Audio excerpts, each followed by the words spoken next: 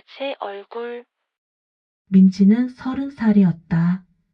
서울 한복판 반짝이는 유리 빌딩 속 한 은행의 고객 창구에서 그녀는 늘 단정한 미소로 하루를 시작했다. 깔끔한 블라우스, 단정하게 묶은 머리, 빗살 하나, 흐트러짐 없는 치마 주름. 모든 게 정돈된 그녀의 세계에서 실수란 존재하지 않았다. 고객이 오면 그녀는 정확한 말투로 응대했고 동료가 도움을 청하면 주저없이 손을 내밀었다. 누구에게나 믿음직한 직원, 신뢰받는 대리, 회사의 얼굴. 그게 민지였다. 그녀의 자리는 언제나 창가에서 두 번째 자리였다. 햇빛이 비스듬히 들어와 그녀의 얼굴을 반쯤 감쌌다. 빛은 따뜻했지만 그 아래 감춰진 진실은 냉정했다. 그녀는 사람들 사이에서 웃고 있었지만 그 웃음은 진심이 아니었다. 퇴근 시간이 다가올 때마다 그녀의 심장은 조용히 뛰기 시작했다. 정장은 천천히 갑갑한 껍데기가 되었고 구두의 굽은 철창처럼 발목을 쥐었다. 시계가 6시를 가리키는 순간 민지는 숨을 내쉬었다. 그녀의 또 다른 하루가 시작되는 시간이었다. 이태원의 문. 은행을 나서면 그녀는 버스를 타지 않았다. 굽 높은 힐을 벗어 가방에 넣고 낡은 운동화를 꺼내 신었다. 그리고 지하철을 타고 이태원으로 향했다. 그곳은 그녀의 세상이었다. 붉은 네온사인, 거리의 음악, 향수와 담배 냄새가 섞인 공기. 사람들은 이곳에서만큼은 진짜 자신이 될 수 있었다. 그녀에게 이태원은 숨을 쉴 수 있는 유일한 장소였다. 골목 끝 오래된 간판이 걸린 게이바 한 곳. 그곳은 그녀가 다시 태어나는 무대였다. 직원들은 그녀를 누나라고 불렀다. 달빛처럼 빛나고 그만큼 멀리 있는 여자. 민지는 탈의실에서 거울을 마주했다. 화장을 덧칠하며 낮의 흔적을 지웠다. 단정한 민지는 사라지고 유혹과 자유가 그 자리를 대신했다. 속눈썹을 붙이고 붉은 립스틱을 칠할 때마다 그녀는 조금씩 살아났다. 거울 속 루나는 완벽했다. 화려했고 강했고 아름다웠다. 그녀는 손끝으로 거울을 만졌다. 차가운 유리 뒤에는 늘 갇혀있던 민지가 있었다. 그녀는 속삭였다. 이제 그만 자. 오늘은 내가 살아야 하니까. 불빛의 무대. 음악이 시작되면 그녀는 무대 중앙으로 나섰다.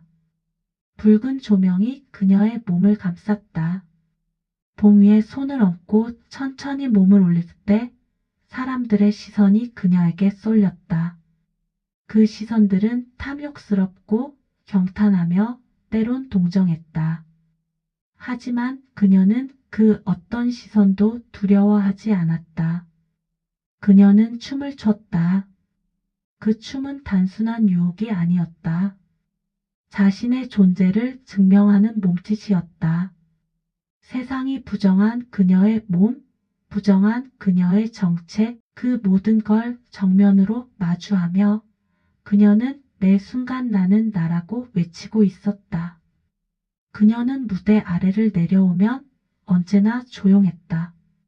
술잔을 들고 구석 자리에 앉아 사람들의 웃음소리를 바라보았다.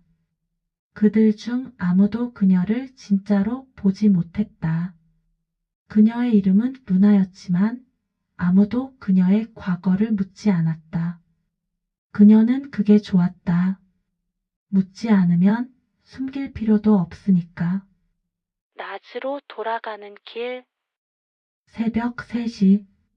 이태원의 거리는 아직 깨어 있었다. 그러나 민지는 집으로 향했다. 지하철이 끊긴 거리, 그녀는 하이힐을 벗고 맨발로 걸었다. 그 길이 유난히 차갑게 느껴졌다. 집은 반지하였다.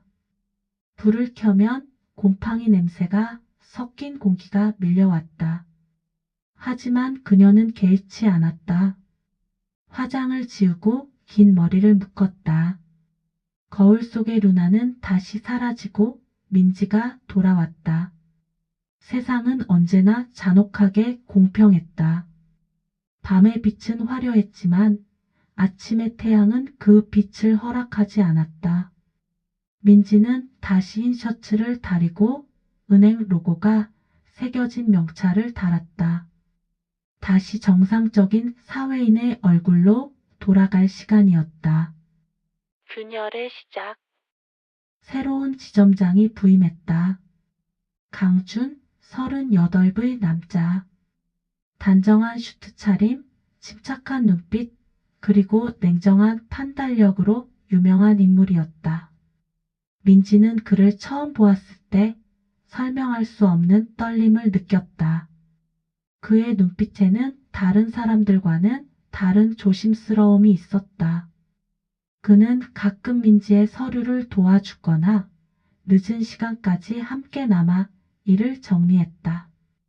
민지는 그때마다 묘한 안도감을 느꼈다. 그녀의 정체가 들킬지도 모른다는 두려움이 있었지만 그의 눈빛에서는 이상하게도 이해가 느껴졌다. 어느 날 밤 퇴근길에 비가 내렸다. 그는 조용히 우산을 내밀었다. 민지는 그 우산 속으로 들어서며 자신이 위험한 경계 위에 서 있음을 깨달았다. 그의 다정함은 그녀의 균형을 무너뜨리고 있었다. 거짓의 그림자. 며칠 후 은행 내부 감사가 시작되었다. 루머가 돌았다. 지점장이 어떤 직원에 대해 조사를 하고 있다는 소문이었다. 그 이름이 민지라는 이야기가 돌자 직원들의 시선이 조금씩 달라졌다. 민지는 서류를 정리하며 손끝이 떨렸다. 땀이 차오르고 심장이 두근거렸다. 그녀는 도망치고 싶었다. 하지만 도망칠 곳이 없었다. 밤이 되자 그녀는 다시 클럽으로 향했다. 그러나 문 앞에는 강준이 서 있었다. 그녀는 그를 보고 얼어붙었다. 그의 눈빛에는 실망도 분노도 없었다. 그저 안타까움과 슬픔이 있었다. 민지는 아무 말도 하지 않았다. 그녀는 다시 무대 위로 올라갔다. 오늘이 마지막이 될지도 모른다는 생각이 들었다. 붕괴. 음악이 울렸다. 그녀는 몸을 흔들었다. 그러나 오늘의 춤은 어딘가 달랐다. 절제되지 않았고 고통스러웠다. 관객들은 환호했지만 그녀는 울고 있었다. 조명은 붉게 변했고 그녀의 눈물은 빛을 따라 반짝였다. 그녀는 자신이 민지인지 루나인지 구분할 수 없었다. 모든 것이 뒤섞였다. 그녀는 마지막 동작을 마친 뒤 봉에 몸을 기대었다. 심장은 고동쳤고 세상은 멀어졌다. 그녀는 미소를 지었다. 그 미소는 슬프도록 평화로웠다. 그날 이후 그녀는 나타나지 않았다. 빈자리. 며칠 뒤 은행 직원들은 민지의 책상을 치웠다. 서류 한 장, 메모 한 줄 없이 깨끗했다. 빛은 사라지지 않아. 다만 형태를 바꿀 뿐. 지점장은 그 쪽지를 조용히 접어 가슴에 넣었다. 그는 이태원에 갔다.